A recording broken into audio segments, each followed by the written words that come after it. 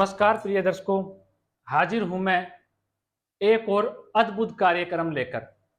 आज का जो ये कार्यक्रम मैं आप सबके सम्मुख लेके आया हूं, इसका एक ही कारण है प्रिय दर्शकों। जिस नगर में मैं रहता हूं, जिस जगह में रहता हूं, वहां पे इलेक्शनों का माहौल बना हुआ है। इलेक्शन आने पे है, सरपंच के, पार्षद के, ब्लॉक के, ये सभी इलेक्शन आने वाले हैं। शायद ये आपके जहां आप रहते हैं वहां भी ये चीजें आएंगी।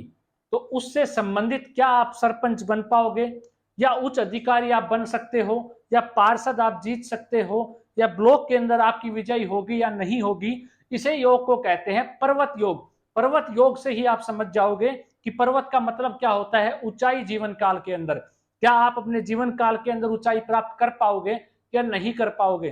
तो आज का ये विषय लेकर हाजिर हुआ हूं मैं। अब ये क्यों लेके आया, क्योंकि जहां मैं रहता हूं वहां तो सभी लोग, आपको पता ही है, जब ऐसा माहौल बनता है तो सब ये जानना चाहते हैं कि क्या मैं इलेक्शन लड़ सकता हूं, क्या मैं सरपंच बन सकता हूं, क्या मैं पार्षद बन सकता हूं, या मैं चेयरमैन बन पाऊंगा, या मैं म्युनिसिपल कॉर्पोरेशन का चेयरमैन बन पाऊंगा। तो ये सब नाना प्रकार के सवाल जो है मुझसे पूछे जा रहे थे। तो मैंने सोचा कि क्यों ना इस माहौल के अंदर आप सभी के लिए कुछ ऐसा ही कार्यक्रम लेकर आया जाए जिससे आप भी ये चीजें जान पाओ। तो जो ये योग होता है प्रिय दर्शकों, ये ज्यादातर कुंडलियों में भी आपको मिल जाएगा। इसे कहते हैं पर्वत योग। तो इसीलिए मैं आपको बेहद आसानी से ये योग आपको समझ में आ जाएगा। मेरे साथ बने रहिएगा और चैनल को सब्सक्राइब करना बिल्कुल मत भूलिएगा। चलिए प्रिय दर्शकों, क्या कहता है ये योग। ये योग कहता है कि जन्म कुंडली के अंदर केंद्र के भावों में 1, 4, 7, 10 इन भावों के अंदर शुभ ग्रह बैठ जाएं।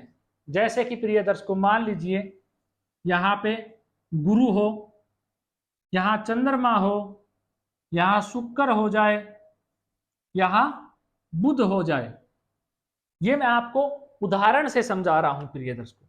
केंद्र के किसी भी 4 घर में से एक घर के अंदर कोई भी शुभ ग्रह विराजमान हो, चाहे वो यहां बैठा हो, चाहे वो यहां बैठा हो, चाहे वो यहां बैठ जाए, चाहे वो 10वें घर में जाके बैठ जाए। केंद्र के चारों भाव में से एक भाव के अंदर, कोई भी भाव के अंदर कोई शुभ ग्रह विराजमान हो।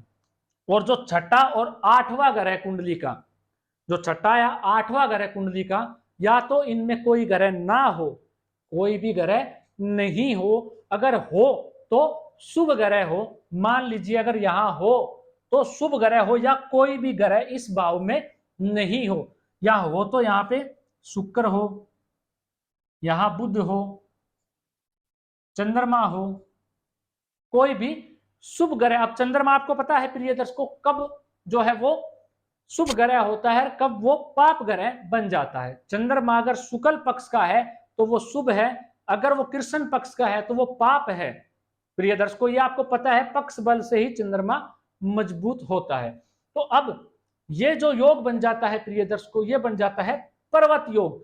जिस भी जातक की कुंडली में लगन में, चौथे भाव में, 10वें घर में, 7वें भाव में, मतलब केंद्र के भाव में शुभ ग्रह होगा, छठा 8वां भाव कोई ग्रह नहीं होगा वहां, अगर होगा तो शुभ ही ग्रह हो, तो यह बन जाता है पर्वत योग प्रिय दर्शकों।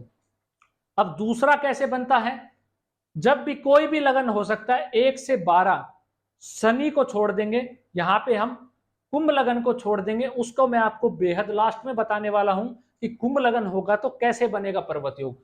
अब कुंभ लगन को छोड़ के 1 से 11 कोई भी लगन जो बन गए, 12 में से कुंभ को छोड़ देंगे, जो 11 लगन बच गए कोई भी हो, लग्नेश और द्वादश, लग्नेश और 12वें घर का जो स्वामी है, लगन का और 12वें घर के स्वामी की जन्म कुंडली में कहीं भी युति हो। मान लीजिए लगन का स्वामी मंगल बन गया, केंद्र के भाव में कहीं भी युति हो, केंद्र के भाव में 12वें घर का स्वामी और लगन का स्वामी केंद्र में 1, 4, 7 और 10 भाव में कहीं भी युति हो। जैसे कि लगन कौन सा बना है, इसमें लग्नेश कौन है, मंगल जो है वो आपकी कुंडली में लग्नेश है इस कुंडली में, और गुरु जो है वो 12वें घर का मालिक है। इन दोनों की युति लगन में हो गई। अब इसके ऊपर कहीं से भी शुभ ग्रह की दृष्टि हो या मित्र ग्रह की दृष्टि हो। अब आपको पता है शुभ ग्रह कौन कौन से हैं, गुरु, चंद्र, शुक्र, बुध, ये जो है सर्वाधिक शुभ ग्रह है। पाप ग्रह कौन से हैं, शनि, राहु, केतु, मंगल और सूर्य क्रूर ग्रह में आते हैं प्रिय दर्शकों, ना कि पाप ग्रह में आते हैं। अब जब कुंडली के अंदर लगन और 12वें घर द्वादश भाव की युति होगी लगन के अंदर, तो ये बन जाएगा पर्वत योग। और यहां से शुक्र की दृष्टि पड़ जाए या चंद्रमा की दृष्टि पड़ जाए, चंद्रमा जो है वो प्रिय दर्शकों नीच अभिलाषी होते हैं तुला राशि के अंदर।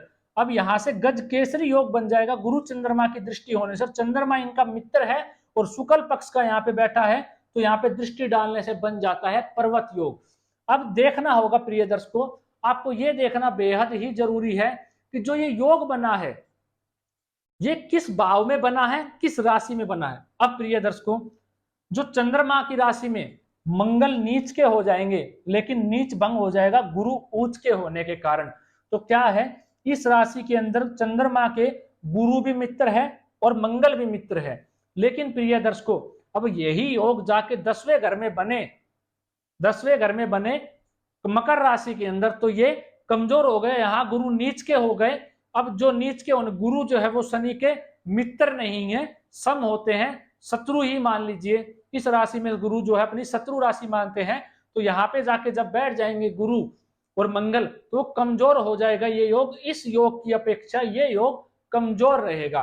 तो आपको ये जरूर देख लेना है कि जो भी लगन आपकी कुंडली में बने, उस लगन के अंदर किस भाव में, किस राशि में बैठे हुए हैं। मैंने आपको बताया पहला पर्वत योग कैसे बनता है, कोई भी शुभ ग्रह हो केंद्र के भाव में, छठा आठवां भाव खाली हो, कोई ग्रह ना हो, अगर हो तो शुभ ग्रह हो, तो ये पर्वत योग बन जाएगा। दूसरा पर्वत योग, कोई भी लगन हो सकता है 1 से 12 में से, शनि के कुंभ लगन को छोड़ के यहाँ पे लग्नेश और 12वें घर का मालिक युति करके बैठे केंद्र के भावों में, और किसी शुभ ग्रह से दृष्ट हो या मित्र ग्रह से दृष्ट हो।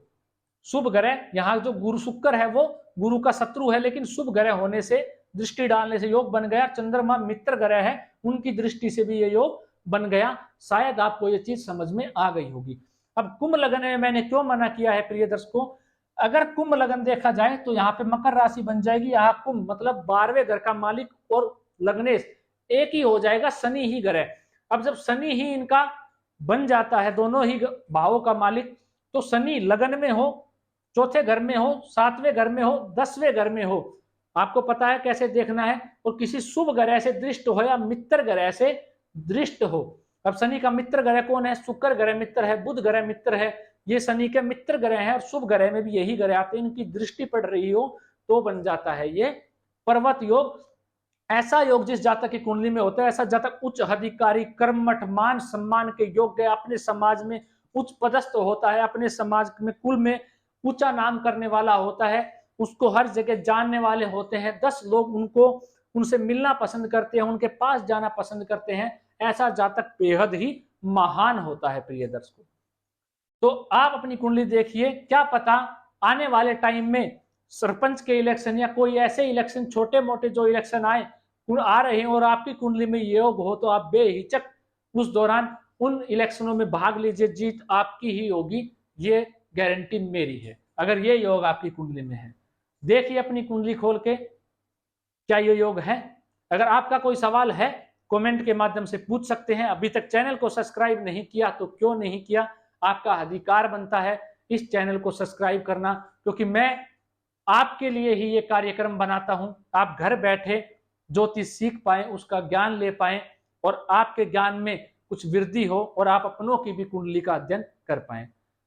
तो मेरा कर्तव्य मैं पूरा कर रहा हूं, आप भी अपना कर्तव्य पूरा कीजिए, और इस चैनल को सब्सक्राइब कीजिए, चैनल को शेयर कीजिए, वीडियो को लाइक कीजिए। आज के लिए इतना ही, नमस्कार।